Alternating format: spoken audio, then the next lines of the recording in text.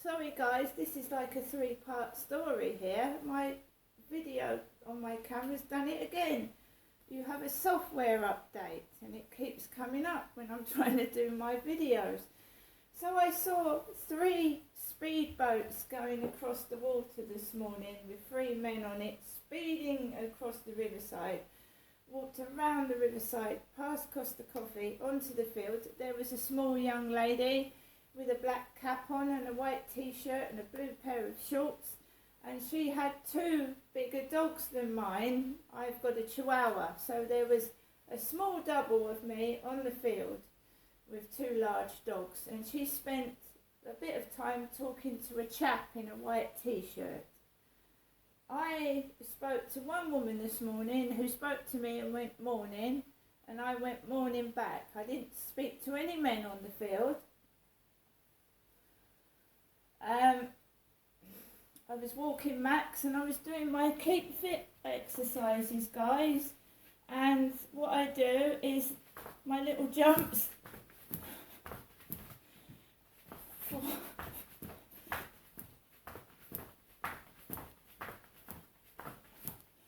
I'm trying to keep my thighs trim here, get rid of the flab on my thighs. I've still got some way to go about getting the bit of flab off my sides of my stomach, but I'm working on that.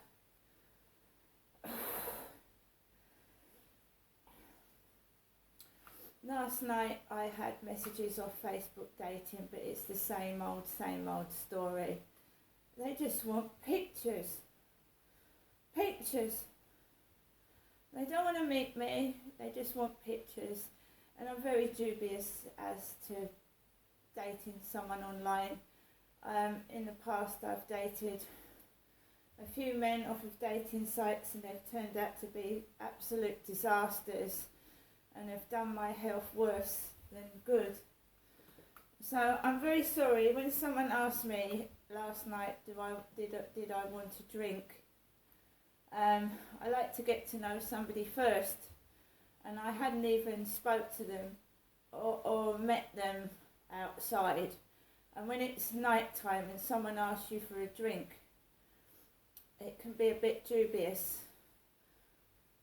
I met 2 people at Lansdowne Court that I regretted, that I shouldn't have even got into the vehicle of one of them. I am an older woman. And even older women can get scammed, conned and you know, put in danger. So I would really take someone with you before you meet a man off of a dating site, vice versa, because women can be just as bad as men.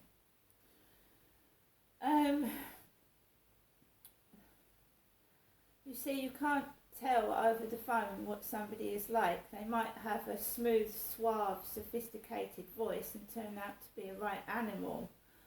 On 2 dates that I went on, I went by their voice because their voice sounded nice. It was a guy called Costas, and one of them called themselves Dave. And Costas turned out to be not my type at all. And Dave turned out to be a 75 plus man who could hardly see, and he was a bit deaf and he couldn't drive his car properly. I've also met a bloke at the railway station who was driving a car intoxicated with weed. I don't know what I got involved in. I'm out of it now. I'm clean. I haven't been out with anyone for over 4 or 5 years. I got involved in something and I don't even know what it was, and I thought I was going on genuine dates with genuine people, but they weren't. They were using and abusing me and I was too soft. Now I've got a totally different attitude. I don't put up with people's crap. I certainly don't get into a car where someone is smoking weed or his car smells full of drugs. I wouldn't get into a car anyway with a stranger off of a dating site. What you've got to do is meet them outside with either a relative or a friend. even if that friend or relative is not with you, keep them close on the mobile, or let them stand at a distance while you're talking to your date. And if you feel it's safe, you can then say to your mate or signal it's okay. I always met these blokes by myself. I was lonely, I was fed up, I was bored, and sometimes cajoled into doing things I didn't want to do. Now I'm adult now, big grown adult, and I'm paid for what happened, right?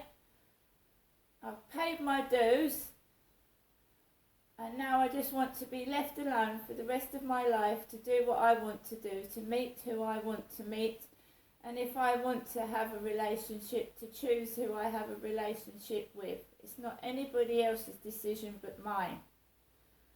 When I was on the field, I found a lighter on the floor, right? When I met a man in London, when I was going through marital troubles, my marriage was in crisis, I met this man, and he used to play with lighters and throw them. See, when you throw a lighter, it explodes on the floor. So, I mean, sometimes, guys, it is better to be by yourself than just, oh, I'm lonely, and pick up somebody that's got far more troubles than you've got. So I found this on the field, a lighter, picked it up because we don't want children to pick up lighters. Do we? They're dangerous. So are cans. So is rubbish thrown on the floor, as I found out yesterday, that even on the beach, when people throw rubbish into the sea, seals and things like that can get cans stuck in their mouth. So our trash, our rubbish is harmful to children and animals walking around. They can get severely hurt by what rubbish is thrown on the field, on the floor, or in the sea.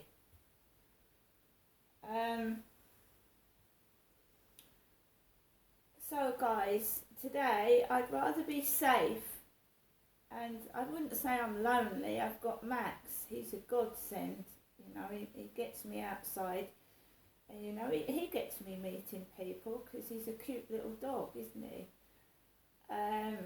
So he's a godsend. I don't feel lonely anymore. I mean, sometimes it gets monotonously boring doing everything by yourself, but I'd rather be safe than sorry. And be careful, because, you know, some people are charming, they're lovely, and then they turn out to be monsters and hurt you. So